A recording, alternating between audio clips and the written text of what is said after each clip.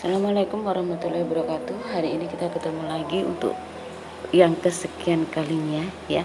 Hari ini saya akan membahas tentang penilaian harian laporan hasil percobaan yang kalian kerjakan kemarin.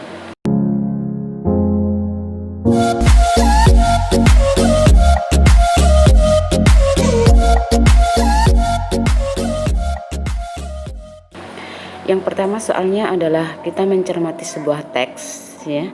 Kita mencermati sebuah teks di mana di situ yang ditanyakan adalah pertanyaannya adalah di situ disebutkan teks laporan percobaan apa dan sistematikanya bagian yang mana, struktur teksnya apa dan sistematikanya bagian yang mana.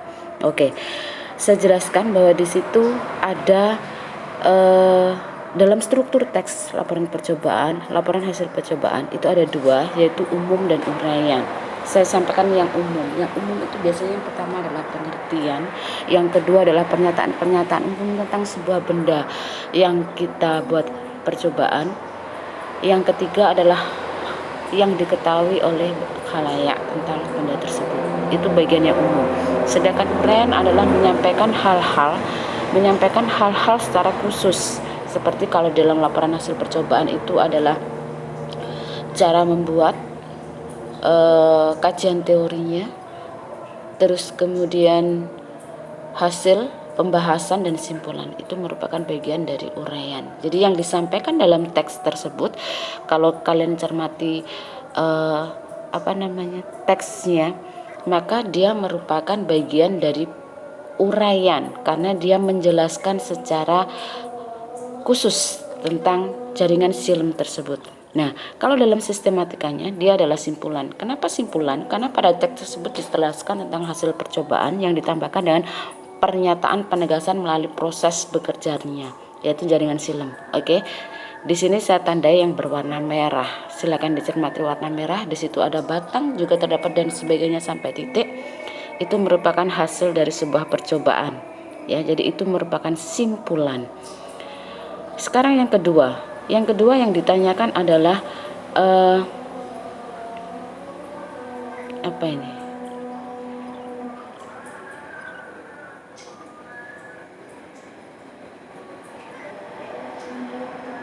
Yang kedua yang ditanyakan adalah apa sih yang ditanggapi dalam teks tersebut. Nah, yang pertama caranya adalah kita harus mencari dulu topik pembicaraannya itu apa. Dalam teks tersebut yang dibicarakan adalah game online, ya. Kemudian yang dibicarakan secara khusus di situ kebanyakan membicarakan tentang apanya. Yang dibicarakan adalah pengaruh negatifnya, pengaruh positifnya hanya disampaikan sedikit di bawah. Terus kemudian kalian harus mencari subjeknya siapa. Subjeknya adalah anak dan remaja, sehingga kalau kita gabungkan maka yang perlu ditanggapi di situ adalah pengaruh negatif game online bagi anak dan remaja. Kurang lebih penjelasannya seperti itu. Ya. Terus kemudian berdasarkan soal tersebut yang ditanyakan adalah kalimat utama, ide pokok paragraf dan simpulan teks. Oke, saya sampaikan kalimat utama terlebih dahulu. Dalam sebuah teks selalu ada pernyataan umum, kalimat pembukanya. Ya, dari rangkaian paragraf tersebut, kalian cari manakah yang merupakan sebuah pernyataan umum dari paragraf tersebut. Yang harus kalian cermati adalah bahwa pernyataan umumnya bukan merupakan sebuah kalimat pengertian. Misalnya silem adalah, nah itu bukan merupakan sebuah kalimat utama, tetapi dia merupakan lebih kepada pengertian dari apa yang dibicarakan. Tetapi kalau dia membicarakan tentang silem merupakan jaringan yang dan sebagainya, maka bisa dijadikan itu sebagai kalimat utamanya. Dan yang perlu saya berikan catatan di sini bahwa kalimat utama, ya, cermati lagi, kalimat utama biasanya terdapat di awal. Akan tetapi tidak semua kalimat pertama itu terdapat di awal paragraf. Akan tetapi kebanyakan seperti itu. Oke, saya lanjutkan. Bagaimana sih cara mencari ide pokok paragraf dalam sebuah kalimat, dalam sebuah teks? Langkah yang pertama adalah apa sih topiknya yang dibicarakan dalam teks tersebut? Yang kedua, apa yang dibicarakan? Yang ketiga, buat frasenya. Ingat, ide pokok paragraf itu adalah tersirat, jadi bukan tersurat, bukan sesuai konteks seperti kebanyakan yang saya koreksi kemarin.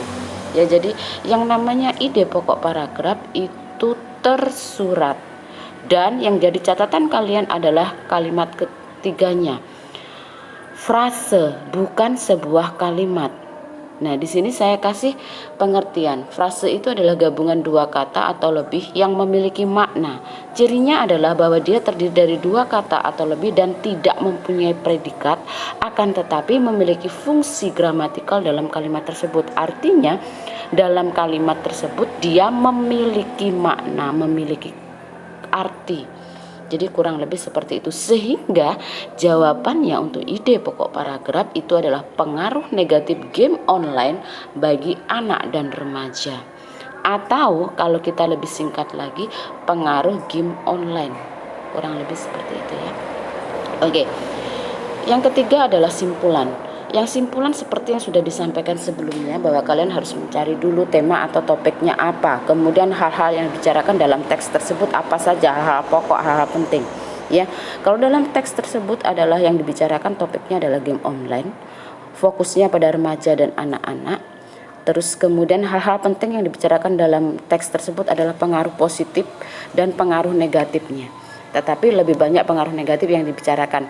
Di akhir kalimat terdapat, di akhir paragraf terdapat kalimat yang menyatakan bahwa di samping ada sisi negatif, game online itu juga ada sisi positifnya. Sehingga simpulan dari teks tersebut adalah pengaruh positif dan negatif game online di kalangan remaja dan anak-anak. Yang harus kalian ingat lagi bahwa simpulan sifatnya tidak tersurat atau kontekstual. Ya, ingat, bukan kontekstual tetapi dia tersirat. Jadi kalian harus menggunakan kalimat kalian sendiri. Oke. Selanjutnya saya akan membahas tentang, nah, di sini ada teks prosedur kerja. Dalam sebuah teks laporan percobaan di situ ada prosedur kerja. Kalian disuruh mengurutkan. Jadi kalau hal ini yang kita bahas adalah bagaimana pengetahuan kalian tentang apa yang dibicarakan, sehingga kalian akan bisa mengerjakan secara urut. Kurang lebih seperti itu ya. Saya lanjutkan lagi. Nah, yang selanjutnya adalah kalian melengkapi konjungsi di, dari, ke, dan sebagainya. Jawabannya jelas dan sangat jelas. Kalian paham dan hampir 100% semuanya benar. Yang terakhir adalah pembuatan daftar pustaka. Oke, selalu saya sampaikan kepada kalian dan sudah saya berikan kepada kalian, minimal adalah rumus dari daftar pustaka itu harus kalian ingat. Nama pengarang, titik, tahun terbit, titik, judul buku, titik, nama kota penerbit, titik 2, dan nama penerbit, titik. Itu yang harus kalian perhatikan. Saya bahas satu-satu. Nama pengarang ditulis terbalik, jadi nama kedua ditulis di depan. Kenapa? Atau nama kedua kalau dia bisa terdiri dari 3 kata, maka kata terakhir yang ditaruh di depan kemudian dikasih tanda koma. Kenapa seperti itu? Karena dianggap secara internasional bahwa nama terakhir itu adalah nama klan atau nama keluarga atau nama marga, sehingga nama terakhir dijadikan sebagai awal kata dalam sebuah penulisan nama pengarang.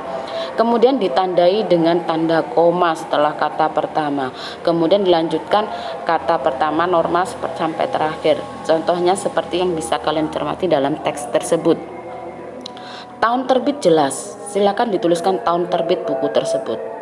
Diakhiri dengan tanda titik. Diingat-ingat, kalau kita bicara tentang daftar pustaka, maka yang kalian harus perhatikan adalah selalu diakhiri dengan tanda titik. Yang ketiga adalah judul buku.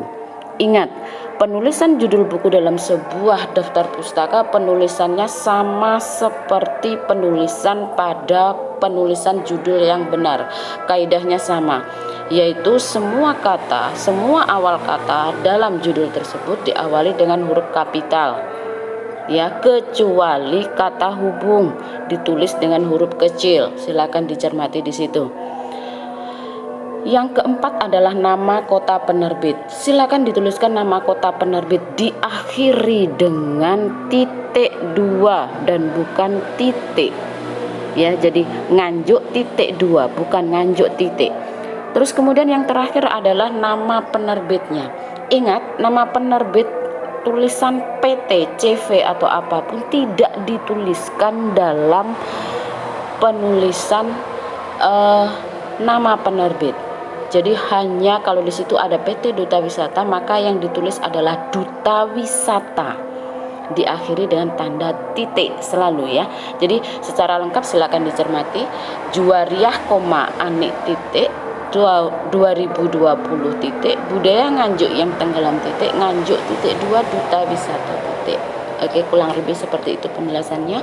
Kalau ada yang ingin dikomunikasikan atau ditanyakan, silakan hubungi dengan guru pengampu masing-masing. Terima kasih atas perhatiannya. Mohon maaf apabila ada salah dan kurangnya. Terima kasih. Assalamualaikum warahmatullahi wabarakatuh.